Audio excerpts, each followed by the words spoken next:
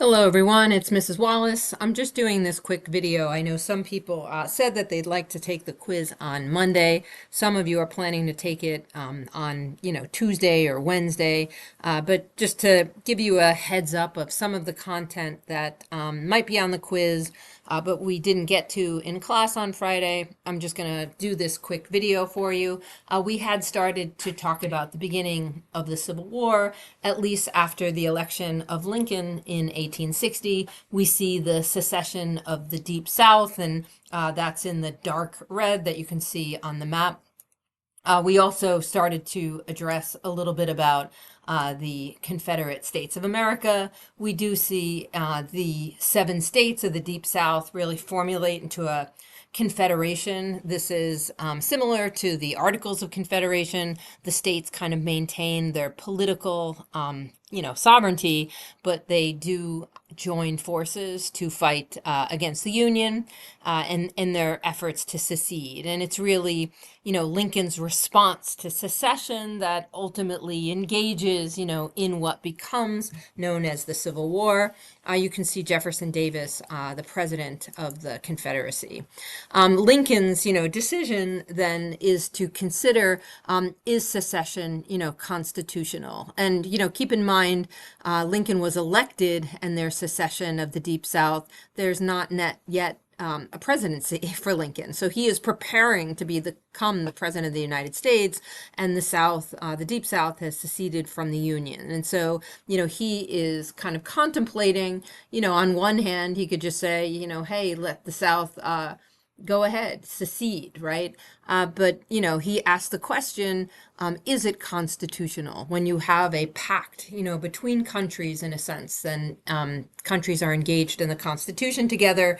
Is secession something that's constitutional, and if it is okay, then, then the South can go. But Lincoln ultimately decides that it's not okay. And so the Union then becomes constitutionally authorized to use force to basically, Lincoln is he's not going to call this a war. There's no declaration of war, but he is going to describe the South as an insurrection. And so using the militia in order to put down an insurrection is something that becomes notable and constitutional. At least Lincoln makes that argument. And the place where he's going to make this argument is in his first inaugural address. When he delivers his speech at his inauguration, he's going to play a couple of different strategies. This is an image from his first inaugural address.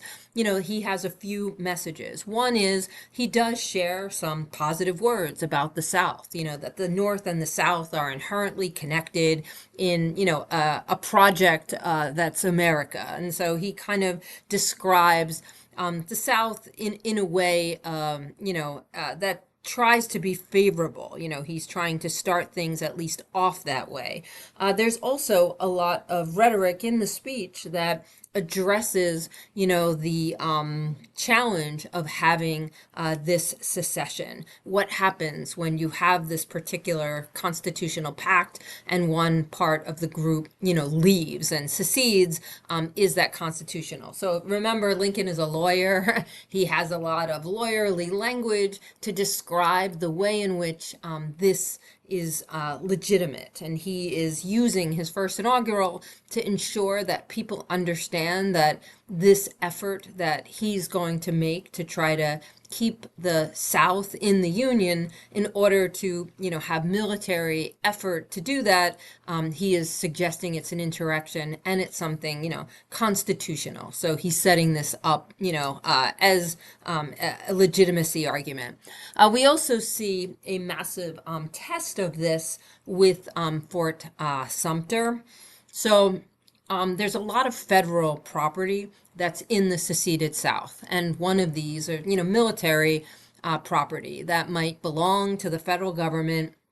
could be arsenals, forts, different areas where the federal government had organized its military. One of these is going to be Fort Sumter. Okay, so if you look off the coast of South Carolina, you can see Fort Sumter. And, we'll take a look at the map so you can see a little bit closer. But this is a manned fort. So there are individuals there, and he has federal troops, at Fort Sumter, which is part of South Carolina. And the South Carolinians want him to remove the federal officers, the federal military, and he says no. And ultimately, they kind of stay. And there's also a question of supplies.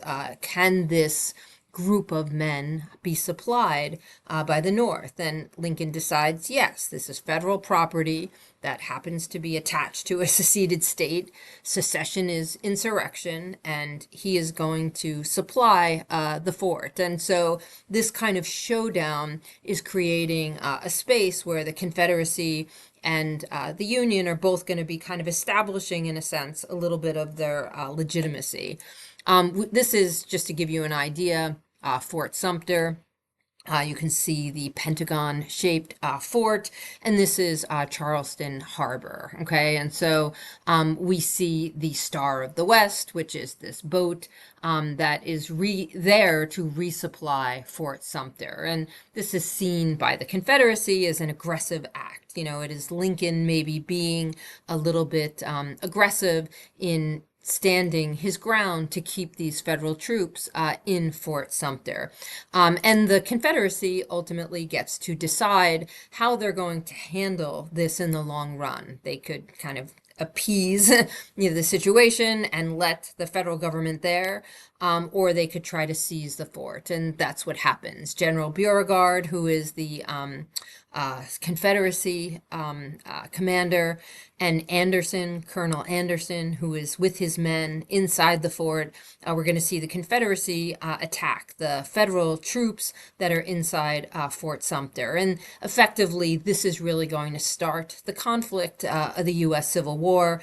This is going to be a bombardment, and ultimately Colonel Anderson's troops will give up the fort. And this becomes grounds then for Lincoln to kind of take the next steps. And this attack on Fort Sumter creates huge waves in places like New York, where there's a great number of people who have like economic connections to the South. And so some of the effects of the attack on Fort Sumter are very, very much, kind of just sending the panic waves through the general public. And it's an interesting battle in a lot of ways. The two commanders, Beauregard and Anderson, had both attended West Point together, so they actually knew each other. And so there's a lot of that going on in the U.S. Civil War, where in some cases, families that have, moved or relocated or whichever, see some members of the family fight on one side and some members of the family fight on another side. So,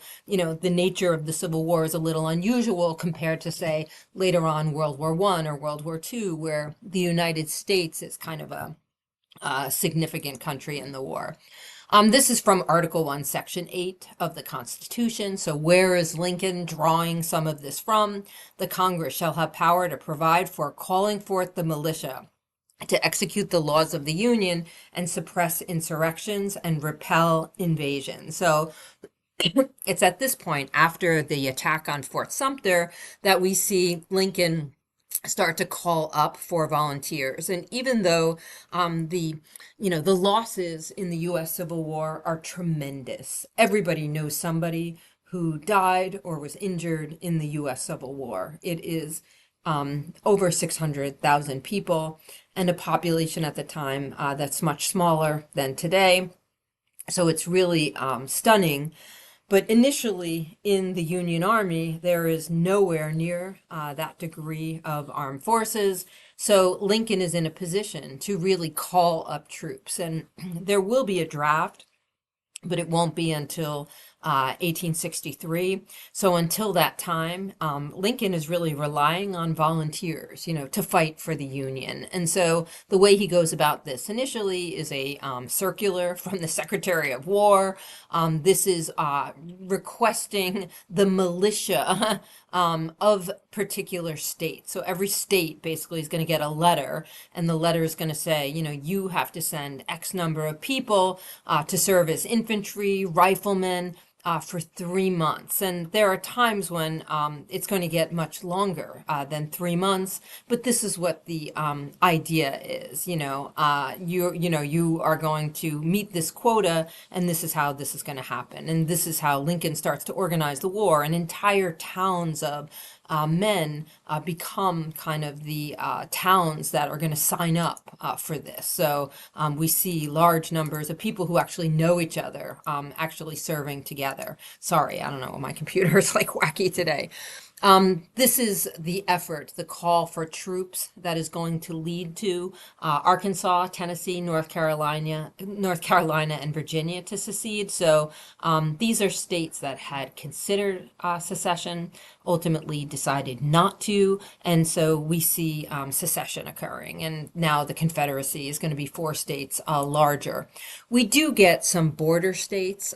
There's 4 initial ones, and then during the war, there is a move for Union forces to kind of take on what becomes West Virginia. It's kind of a Union-friendly part of Virginia, and it breaks away and becomes West Virginia, which also becomes a border state. The border states are going to be really significant. So you've got Missouri, you've got Kentucky, Maryland, Delaware, and ultimately West Virginia. These are significant because throughout the war, they will be part of the Union. The border states are consistently fighting to keep the Union together. They'll fight for Lincoln and against the Confederacy, but they ultimately do still have slavery. In some of the places, like Delaware, the slavery is very, very small. And Lincoln will consistently try to address some of these states, the border states, to see if through compensation, they will reduce the numbers of slaves. But ultimately, the border states, Lincoln is in a position where he has to kind of carefully make decisions so that he can try to fight the war. Ultimately, we see the war become more and more about slavery, but because there are some slave states that are part of the Union, Lincoln has to be careful about making it so that the border states stay in the Union. This becomes a challenge. Lincoln becomes very afraid of losing a state like Kentucky or Missouri or West Virginia or Maryland to the Confederacy. And so this is really significant. Okay, the border states end up being very important to Lincoln. Just to remind you, slaves as a percentage of the population, where we see the Confederacy matches up with the highest percentages of slavery. See the same thing with cotton production areas. So just a reminder, we're talking about the Deep South.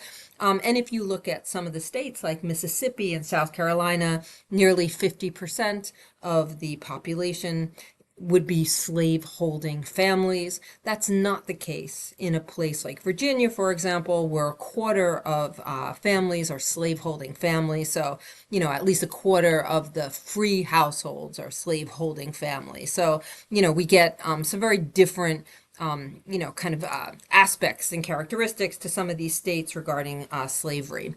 So this is kind of your beginning phase of the war. Lincoln was elected president in 1860. The Deep South seceded.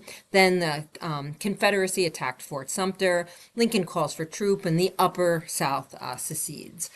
If we look at the initial phase of the war, we'll just kind of do this a little bit briefly for the purpose of the quiz.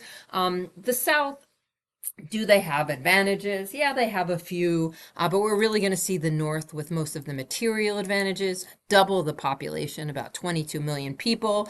Farm acreage maybe a little less in the north than the south, so in terms of producing food.